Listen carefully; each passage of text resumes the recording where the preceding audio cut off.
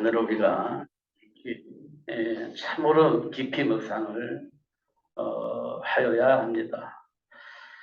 왜냐하면 우리가 사단에 의해서 만들어진 삶의 기준을 가지고 지금까지 살아왔습니다. 사단이 우리를 속이기 위해서 만든 어떤 철학을 삶의 기준으로 삼고 살아왔습니다.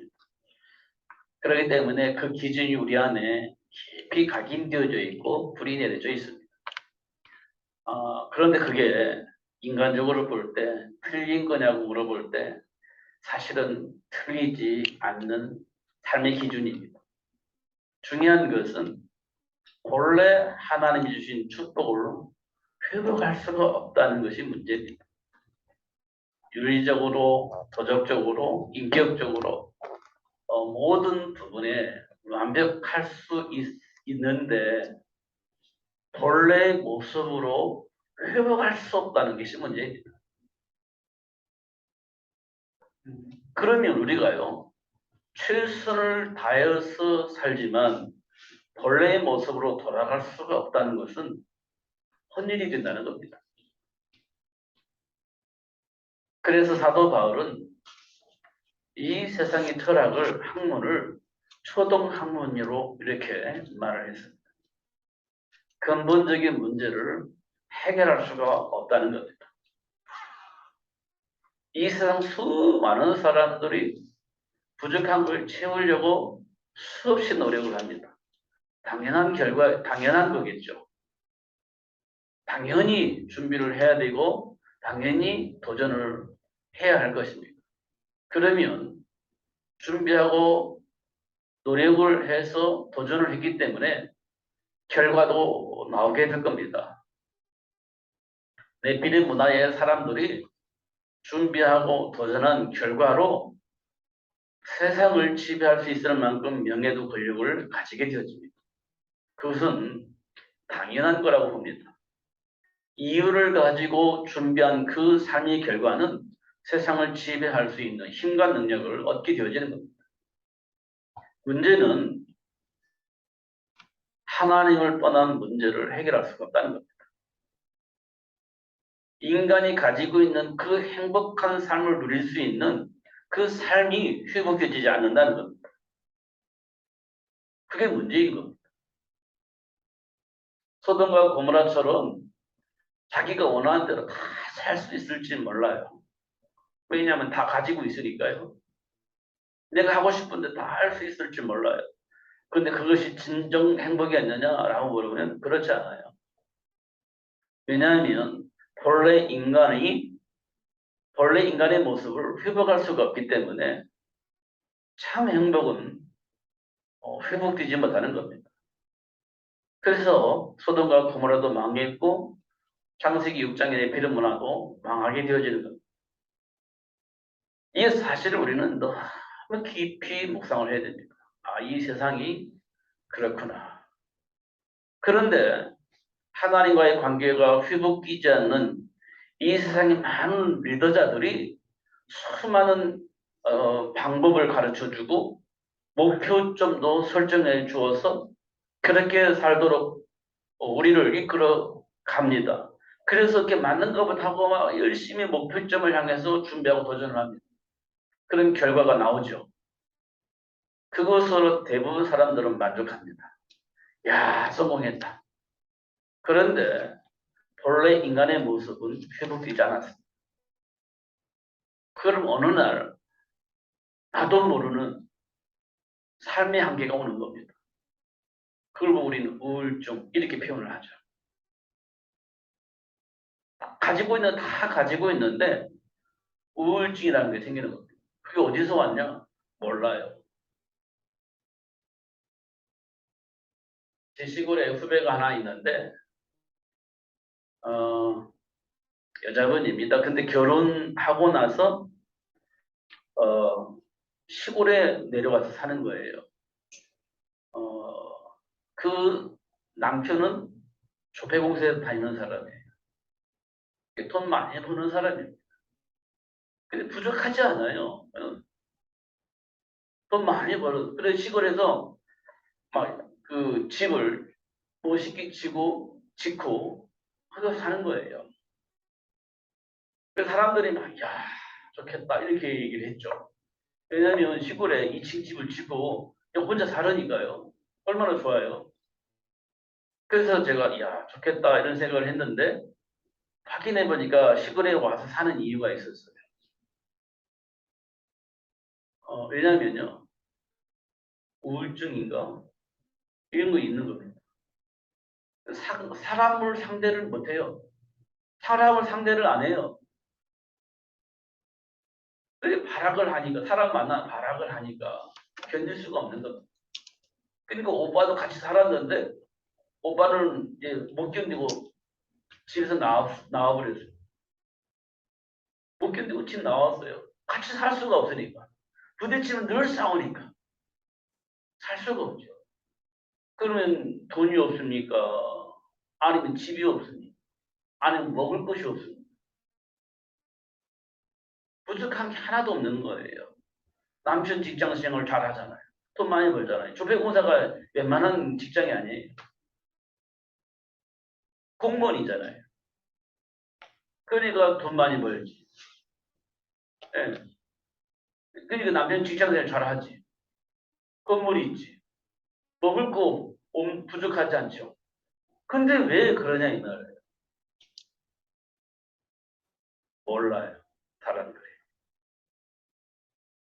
원인을 몰라. 해결할 수가 없는 거예요. 해결 못하는 겁니다. 그런 모습을 봅니다. 또 하나는 저희 의가의 형님인데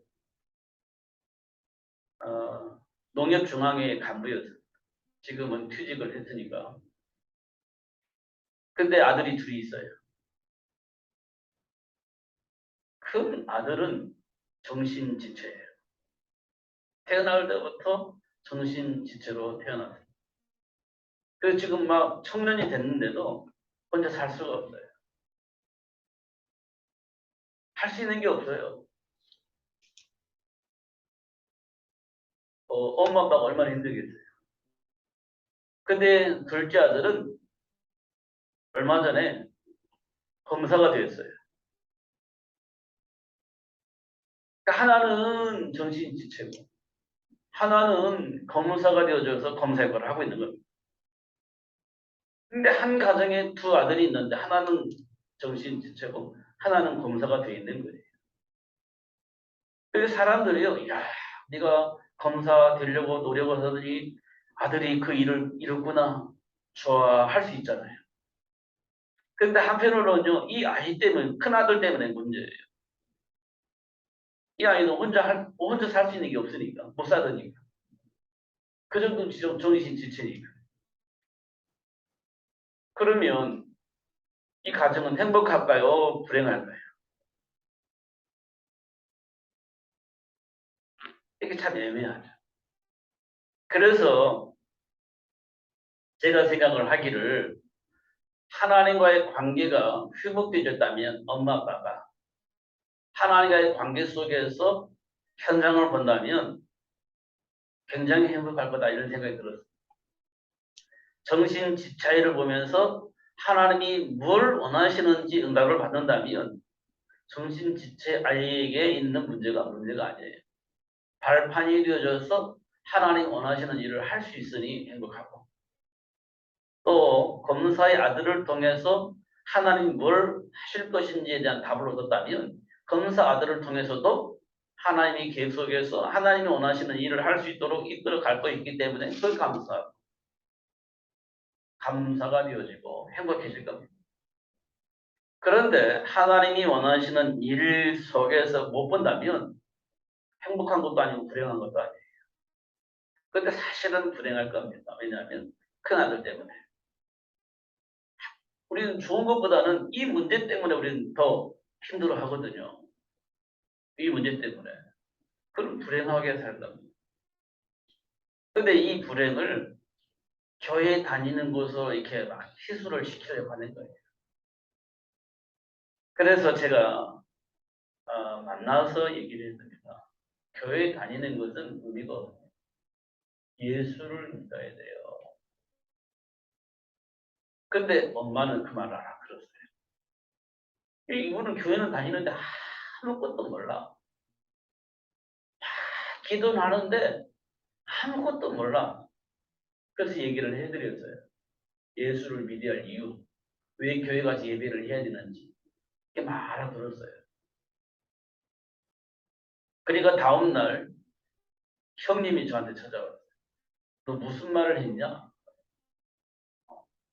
교회 다니는 이유에 대해서 얘기했어요. 우리 무시했냐? 우리 교회 신앙생활 잘하고 있는데 그런 얘기를 했어요. 아니, 무시한 게 아니에요. 라고 얘기를 했어요. 못 알아들었어요. 나름대로 똑똑한 사람인데 말을 못 알아들어요. 왜냐면 나름대로의 자기 생각이 있어요. 자기 철학이 있어요. 나름대로 자부심이 있어요. 그러니까 말씀이 안 들어가는 거예요. 이 세상에 많은 사람들이 말을 하는데도 말을 못 알아듣는 것은 나름대로의 철학이 내 안에 들어와 있기 때문에 그래요. 그래서 제가 정말 응답받은 게 있어요. 지혜로운 자에게는 하나님의 말씀이 안 들어가는 것이 옳고 어린 아이 같은 아이에게 이 복음이 들어가는 것이 옳다. 예수님께서 하신 말씀이거든요. 그게 예수님께서 이런 말씀을 주신 거구나 라는 것들을 확인했어요. 이 세상 사람들은 잘 먹고 잘 사는 데 목적이 있어요. 조금이라도 힘들면 저주와 같은 생각으로 저주와 같이 생각을 하는 거예요.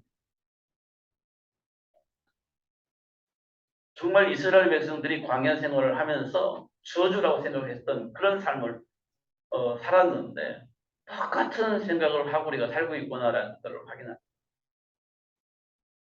근데 실제적으로 보면 하나님이 원하시는 그 일을 위해서 우리 안에 뭐가 뿌리내려져야 되냐면 하나님이 주신 언약을 통한 하나님의 계획이 우리 안에 뿌리를 내려줘야 돼요. 그 사실을 알게 되어져야 돼요. 알아야 됩니다. 그 사실을 알게 하시려고 하나님이 하시는 일인 것을 우리가 확인할 수 있죠. 광야 40년이 하나님이 원하시는 그 일을 할 수 있는 제자로 만들기 위해서 그렇게 훈련하신다는 사실을 확인할 수 있습니다. 그럼 지금도 하나님은 세계를 복음화하려면 그런 사람이 되어줘야 되기 때문에 하나님을 그렇게 훈련을 시킬 겁니다. 그렇게 되지 않으면 안 되는 거예요. 기금 만나면 또 다른 짓을 할 건데 죽음의 위기가 오면 또 다른 짓을 할 건데 어떻게 하나님 원하는 일을 할 수 있겠습니까?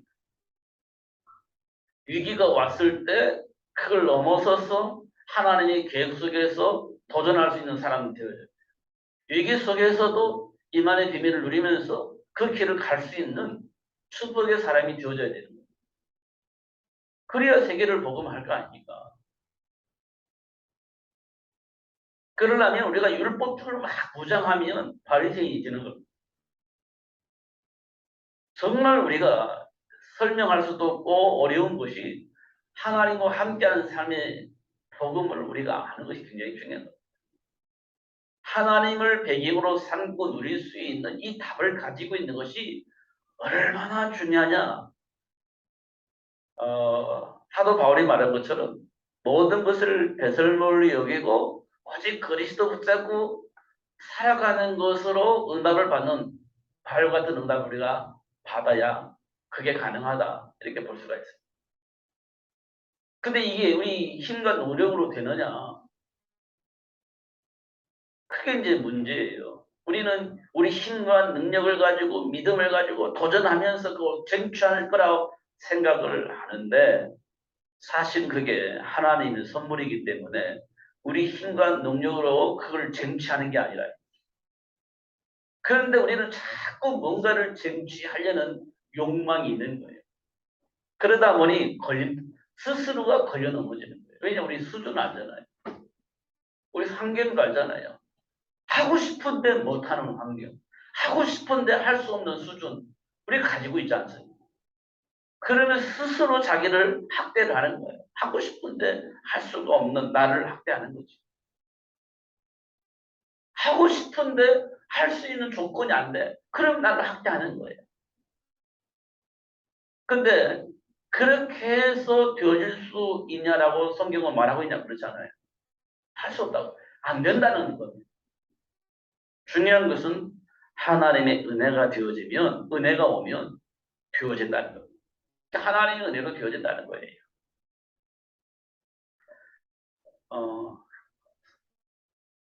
바울이 다메섹에서 예수님으로부터 부름 받지 않았다면 바울은 끝까지 바리새 사상 속에서 살았을 겁니다. 절대 생각과 삶을 바뀌어질 수가 없어요. 어릴 때부터 뿌리 내려져 있고 각인되어져 있는데 그걸 어떻게 바꿔요? 바꿀 수가 없어요. 절대 바꿀 수가 없어요. 누가 가르친다 할지라도 가르침을 받을 수가 없어요. 왜냐? 그 가르치는 사람도 내가 월등하게 지식이 많고 능력이 많은데 누구한테 내가 가르침 받겠어요? 가르침 받을 수 있는 사람이 없어요, 바울은. 그래서 바울은 바뀔 수가 없어요. 오직 하나님의 은혜 속에서 되어지는 것이 뭘로 확인할 수 있어요. 사실 그 은혜 속에 우리가 들어왔다는 거예요. 그게 감사한 일이에요. 그 은혜 속에 우리가 들어온 것이 감사한 거예요. 그렇게 보니까 이제 뭐가 보이냐면요. 정말 세계 복음이라는 단어가 들어오는 겁니다. 237 나라 5천 종족. 이 단어가 우리 안에 들어오는 겁니다. 그러려면 뭐가 필요해요? 정말 복음을 알아야 되겠죠. 우리가 말하는 237 나라 5천 종족. 이 하려면 뭐가 필요해요? 복음이 필요하죠. 복음이. 사도행전 4장 12절에 보면 우리를 구원할 만한 다른 이름을 주신 적이 없다. 이렇게 얘기를 해요. 이걸 보고 우리는 뭐라고 하냐. 이 속에 있는 사람 보고 제자 이렇게 얘기를 합니다. 제자. 이 복음을 알고 이 속에 들어온 사람 보고 제자 이렇게 얘기를 합니다. 이 제자는 어디 속에서 살겠어요? 복음 안에서 사는 겁니다. 제가 오늘 어떤 목사님한테 이런 메시지를 보냈어요. 사단에게 이간질을 당하지 말고 당하지 않고 하나님의 계획에 계시는 세계 복음을 위한 원네스의 축복을 누립시다. 이렇게 메시지를 보냈어요. 이간질 당하지 말고 하나님이 준비한 세계 복음을 위한 원팀이 되어지기를 기도합니다. 이렇게. 근데 문자가 왔어요. 아니 전화가 왔어요. 아니 사단에게 속지 말라니요. 이렇게 저한테 왔어요. 그러니까 세계 복음화를 위해서 원팀이 됩시다. 이건 빼고 그분은 뭐만 눈에 들어가냐면 사단에게 속지 말라고? 내가 사단에게 속고 있다는 얘기인가? 이렇게 이해를 하는 거예요. 그렇게 이해할 수도 있겠구나. 이렇게 제가 받아들였습니다. 저는 세계를 복음하기 위해서 하나님이 주신 축복을 누리면서 원팀이 됩시다. 이게 목적이었는데 그런데 왜 앞에다가 이간질 당하지 말고 이렇게 말 썼냐면 우리는 순간순간 우리 안에 있는 감정이나 기준을 가지고 말하다 보면 이간질 당하잖아요. 거기에 속지 말고 하나님 주면 축복을 누립시다. 이 얘기했는데 사단에게 왜 이런 말을 썼어요? 이렇게 전화가 왔습니다. 지금 내가 말씀을 드리려고 하는 건 사단에게 속지 말고 이 말이 아니고 하나님이 준비한 축복을 누리는 원팀 됩시다. 이거 얘기하는 건데 이분은 사단에게 속지 말고 내가 사단에게 속고 있었단 말이냐? 이렇게 생각을 하고 전화가 왔어요. 그럼 원팀이 될 수가 없죠. 이간질 당하면 오해를 하게 되는 거예요. 오해를 하면 서로 이게 말이 오고 가겠죠. 그런데요, 이게 합쳐지지가 않아요. 합쳐지지가 않아요. 우리가 봐야 돼. 성경은요, 아까 우리가 주일날 얘기했던 것처럼 처음부터 끝머리까지 성경 66권이요. 사단의 속임, 사단의 역사. 이게 막 계속 나와 있어요. 계속 나와 있어요. 사단의 역사, 속임, 또 이간질, 광명의 천사, 수없이 나와 있어요. 계속해서 나와 있어요. 사단에게 속지 마십시다. 이 말은 기분 나쁘게 듣는 거예요. 사단에게 속지 마십시다. 예, 할렐루야. 이렇게 되어야 되는데 기분 나빠요. 어떻게 원팀이 되겠어요? 그냥 그렇게 소통이 되어지면 제자가 되는 거예요.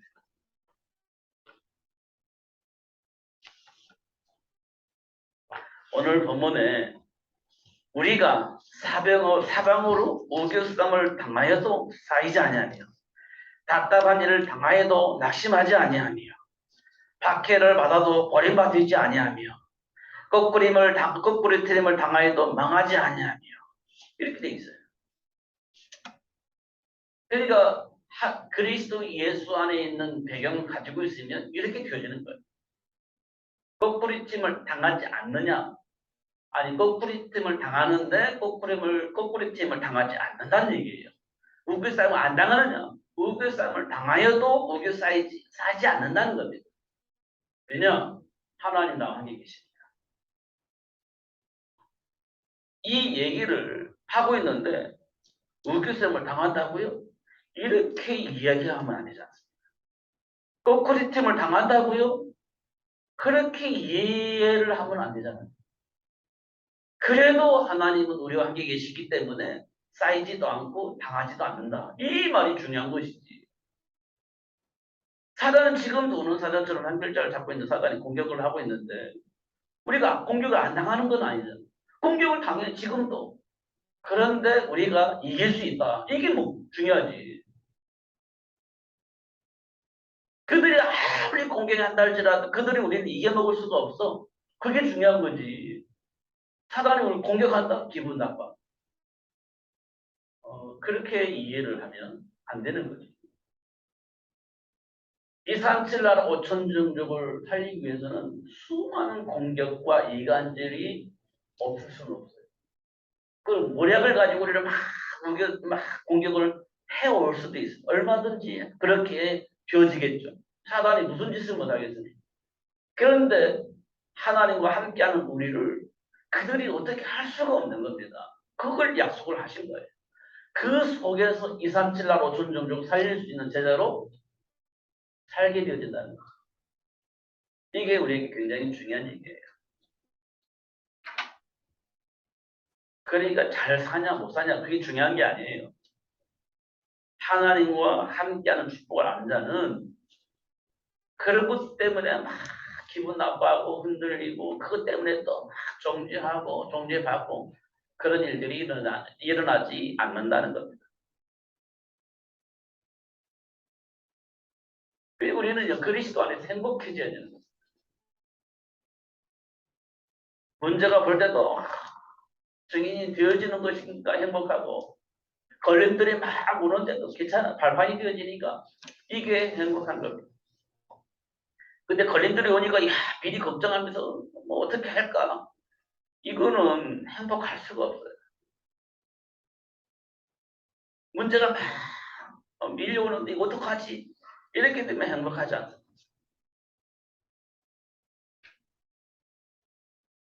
홍해바다 앞에 있을 때 이스라엘 백성 모로니가 막 난리가 났어요. 근데 모세는 괜찮아요.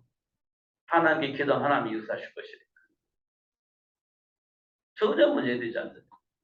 모세를 막 돌로 치려고 죽이려고 해요. 상관없어요. 하나님께 기도해서 응답받으면 되는 거예요. 그게 모세가 가지고 있는 답이었어요. 그렇지 않습니까? 우리 하나님께서 우리에게 주신 축복이에요. 우리가 누릴 수 있는 신분입니다. 요셉이 형들이 노예를 팍 팔아가지고 막 죽일 듯이 했습니다. 노예 생활을 하고 있는 거예요. 근데 마침 형들을 만났어. 근데 요셉은 그게 문제가 되지 않았어. 전혀 문제되지 않았어. 왜냐? 하나님의 배경을 누리고 있는 요셉은요. 그것 때문에 형들을 향해 원수 맺고 형들을 향해서 원망하고 불평하고 공격하고 그렇지 않았습니다. 왜냐하면 하나님이 나를 통해서 하시는 일이 있다는 것을 알았기 때문에 그래요.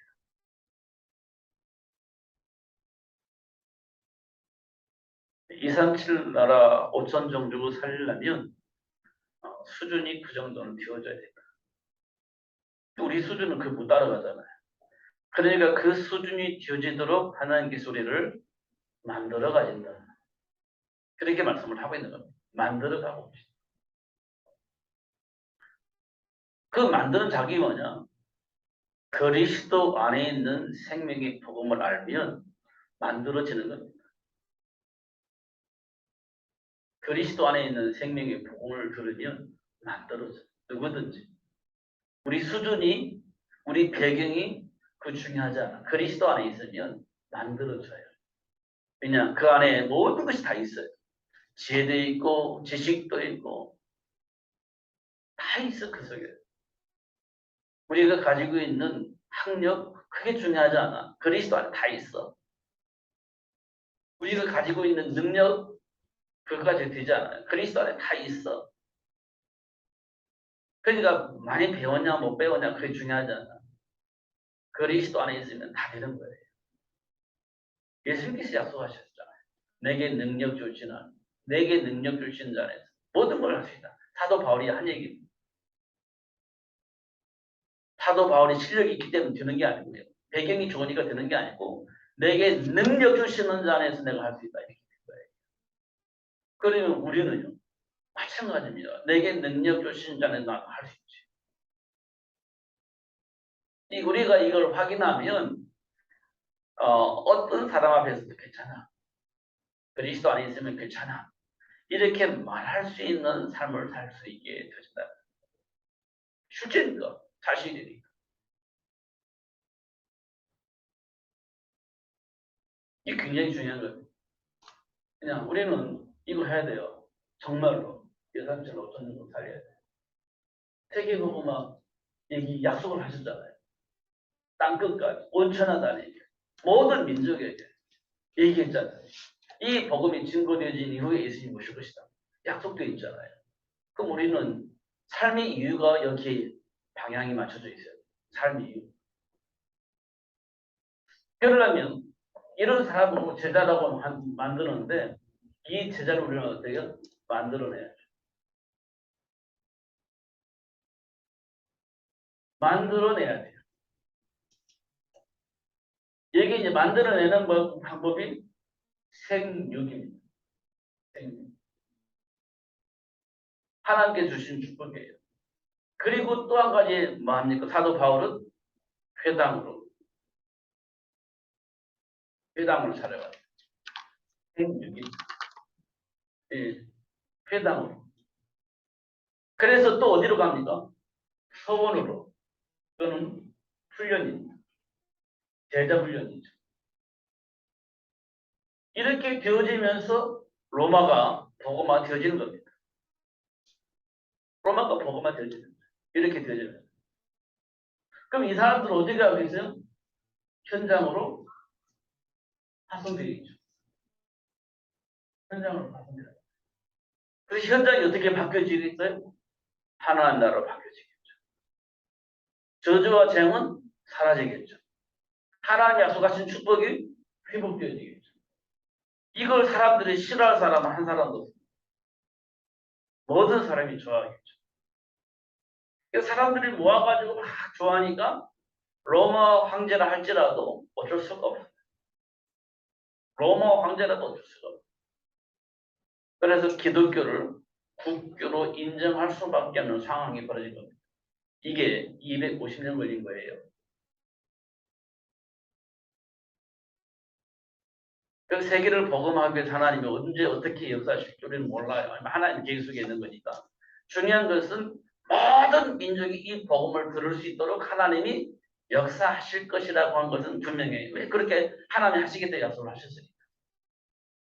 그러려면 그런 제자가 되어줘야 되겠고 그런 제자를 만나게 하실 것이고 그런 제자를 만들어내는 삶을 살게 되어지겠죠. 이게 우리에게 매우 중요한 일이에요. 맡겨진 사명입니다. 근데 이거를 막 흐트러뜨리려고 하고 이게 막 중심에 가지지 못하게 하려고 사단은 온갖 수단과 방법을 동원하겠죠. 환경을 통해서 인간관계를 통해서 문제와 사건을 통해서 내 안에 중심이 막 흔들리게 만듭니다. 그래서 삶 속에서 일어나는 일들입니다. 중심을 잡지 못하게 만드는 거예요. 누가? 사탄이. 인간관계를 통해서 내 유익을 통해서 내가 하고자 하는 그 어떤 소망, 동기를 통해서 막 수없이 공격을 할 겁니다. 하나님 사단은 스스로 통로를 만들어서 그 통로를 막 계속해서 공격을 할 겁니다. 정의라는 걸 가지고 공격할 것이고, 내 안에 있는 올바른 동기를 가지고 뭐 하려고 하는데 방해가 된다. 그러면 그것 때문에 또 부딪히게 될 것이고, 불안 속에서 염려 속에서 또 뭔가를 하려고 하는데 그게 한계가 와요. 그럼 그 속에서 또 부딪히고 여러 가지 이 사건이 일어나겠죠. 여러 가지가 있을 겁니다. 그것 때문에 임마누엘이 깨지고 그것 때문에 원리스가 깨지고 그것 때문에 이간질 당해서 서로 원수가 되어지고 그런 일들이 벌어지겠죠. 안 일어날 수가 없어요. 그런 일이 안 일어날 수가 없습니다. 그럼 어떻게 합니까? 그래서 사도 바울이 너무너무 잘 지적한 것이 모든 사람이 죄를 범하여 하나님의 영광에 이를 수 없다. 너무 정확한 메시지. 분명히 바리새인들처럼 동기를 가지고 목적을 가지고 최선을 다하는데 안 되는 겁니다. 그것 때문에 낙심하고 그것 때문에 좌절하고 그것 때문에 서로 원수가 되어요. 그런 일들이 우리 삶 속에 수없이 일어나는 겁니다. 너무 정확하게 잘한 거예요. 그런 우리에게 찾아오셔서 그 문제를 해결해 주시고 그 하나님 준비한 축복을 얻을 수 있도록 이 땅에 예수님이 오셨다. 이렇게 얘기를 하고 있는 겁니다. 이 사실을 온 천하에 다니는 만민에게 말해라. 이것이 예수님 부활하시고 난 이후에 제자들에게 주신 메시지. 중요한 것은 너희들이 환경이, 배경이, 수준이 어떻할지라도 오개싸임을 당하지 않을 것이고 무너뜨림을 당하지 않을 것이고 이게 약속되어진 겁니다.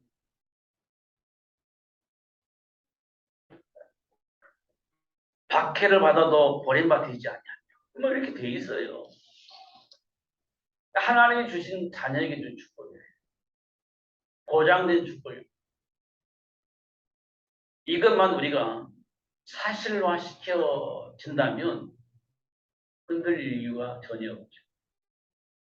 낙심할 이유도 없고 포기할 일도 없고 시험 들 일도 없고 서로 정죄할 일도 없고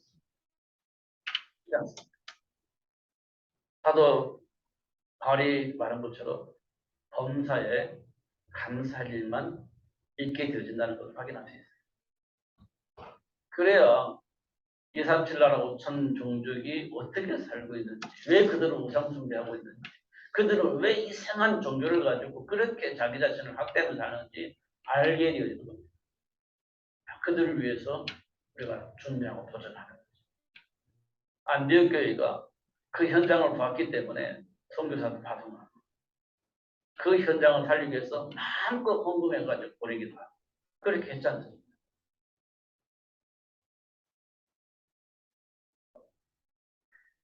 그래서 우리에게 가장 중요한 것은 세계를 복음할 수 있는 제자를 만들어내는 것이죠. 그래서 하나님이 남자와 여자를 창조하셨고, 그리고 하나님께서 남자와 여자를 통해서 그런 제자를 만들어낼 수 있도록 축복하셨잖아요. 그런데 뭐 때문에 그렇게 안 됩니까? 라고 물어보면 사단이 만들어 놓은, 사단이 심어 놓은 그 무언가 때문에 그게 잘 안 되는 겁니다. 굉장히 합리적으로 얘기하면서도 하나님의 배경을 누리지 못하게 만든다. 그게 윤리적이고 철학적인 거죠. 그게 당하면 안 되고 당한다 할지라도 그리스도 안에 그걸 넘어설 수 있어야 되는데 그게 안 되는 겁니다. 당하기도 하고 넘어가지도 못해요. 그러면 망하는 거죠. 그럼 그리스도 안에서 다시 뭐가 되어야 되냐? 복음을 뿌리내려야 돼요. 아브라함처럼, 베드로처럼. 굉장히 중요한 거예요. 제가 아무리 생각해봐도 합리적인 생각을 가지고 되겠냐? 근데 제가 오늘도 아주 시간을 전화를 했는데 합리적인 사고 속에서 대화를 하는데 싸워요. 합리적인 대화를 하는데 소통이 안 돼. 어떻게 해요? 방법이 없잖아요. 이 사람 말 들으면 이 사람 말, 이 사람 말 들으면 이 사람 말. 그 둘이 맞춰서 대화를 해보면 안 맞아. 서로 싸워. 소통이 안 돼.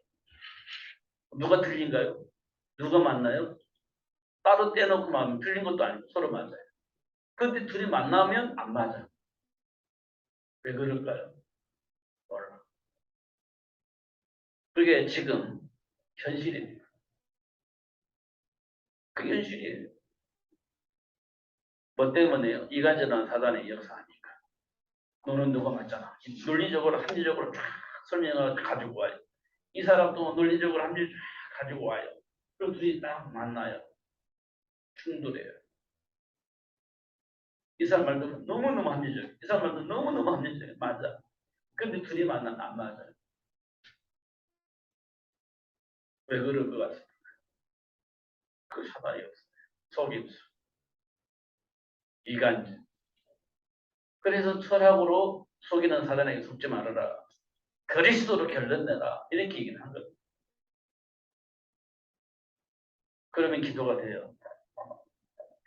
언약보다 기도하면 뭐가 됩니까? 사단이 이간질하는 통로가 됩니다. 이게 굉장히 합리적이고 맞는데 철학적이고 지식적이고 신학적이고 다 맞는데 사람을 보는 눈, 그 현장을 적용하는 그 생각, 이게 세계를 복음할 수 있는 그 일에 합당한지를 확인해 보면 사단이 어떤 방법으로 이간질하는지 이게 보여집니다. 그리스도가 약화되었어요. 그럼 뭐가 보이면 내 안에 있는 정의만 오롯이 남아요. 그리스도는 없어지고 내 안에 있는 정의만 딱 남아요.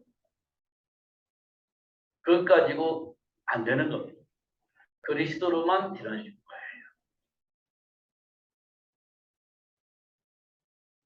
거예요. 우리는요 너무나 당연하게 이 말하는데 나도 모르게 정죄를 하고 너무나도 정상적인 대화를 하는 나도 모르게 상대방을 무시하게 돼요. 이게 너무너무 자연스럽게 나와요. 그게 우리 안에 뿌리 내리지는 거예요.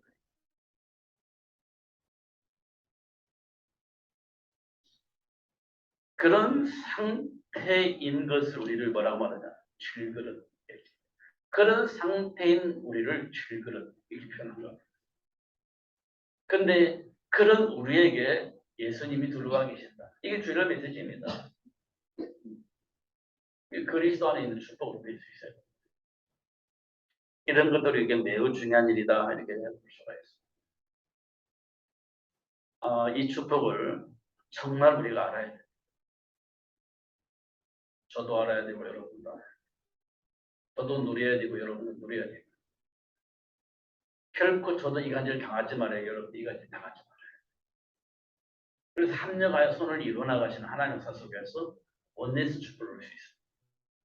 속지 마시고 승리하시는 여러분 되시기를 예수님 이름으로 축복합니다. 기도하겠습니다. 살아계신 하나님 아버지 감사합니다. 오늘도 최고의 복을 주셔서 감사하고 알게 해주셔서 감사합니다. 누리며 살 수 있도록 성령으로 충만하게 하여 주옵소서. 응답하실 주님을 찬양합니다. 역사하실 주님을 찬양합니다. 삶 속에서 열매로 맺게 하여 주셔서 증인이 될 수 있도록 축복하실 주님을 찬양합니다. 주님이 영광 받아 주옵소서. 예수 그리스도 이름으로 기도하옵나이다. 아멘.